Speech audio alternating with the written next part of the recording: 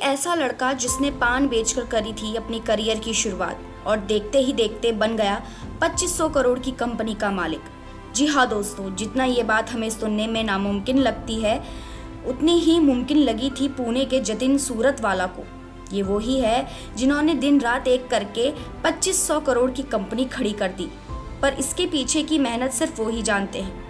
15 साल में पिता को खो देने का दर्द सिर्फ वो ही जानते हैं। तो आज हम आप लोगों को यही बताएंगे कि जतिन ने कैसे तय किया 2500 करोड़ का ये सफर। जतिन का जन्म पुणे के एक छोटे से गांव में हुआ था। उसके पिता की पान की दुकान थी। जैसे तैसे कट रही थी जिंदगी।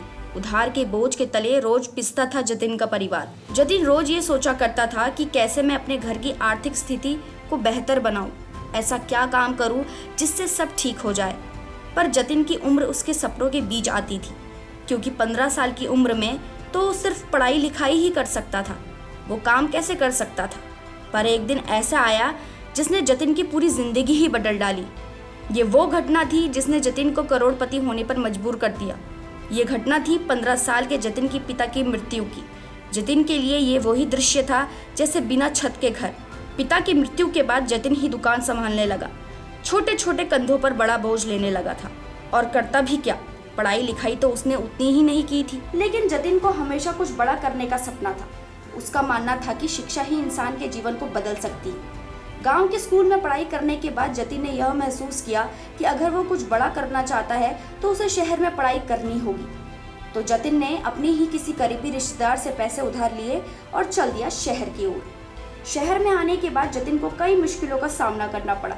उसे नए स्कूल में पढ़ाई शुरू करनी थी और साथ ही शहर के जीवन के बारे में भी बहुत कुछ सीखना था। लेकिन जतिन ने हार नहीं मानी। उसने अपनी पढ़ाई पर पूरा ध्यान दिया और अच्छे नंबर से पास हुआ। धीरे धीरे उसका आत्मविश्वास बढ़ा और उसने यह ठान लिया कि वह सिर्फ अपनी ही नहीं बल्कि दूसरों की भी मदद करेगा। जतिन ने समाज में बदलाव लाने का विचार किया। उन्होंने गरीब बच्चों को अच्छी शिक्षा देने के लिए कई योजनाएं बनाई। उनका मानना था कि शिक्षा से ही समाज में समानता और समृद्धि ला सकते हैं। इसलिए उन्होंने गरीब बच्चों के लिए ट्यूशन क्लासेस और कोचिंग सेंटर की शुरुआत की।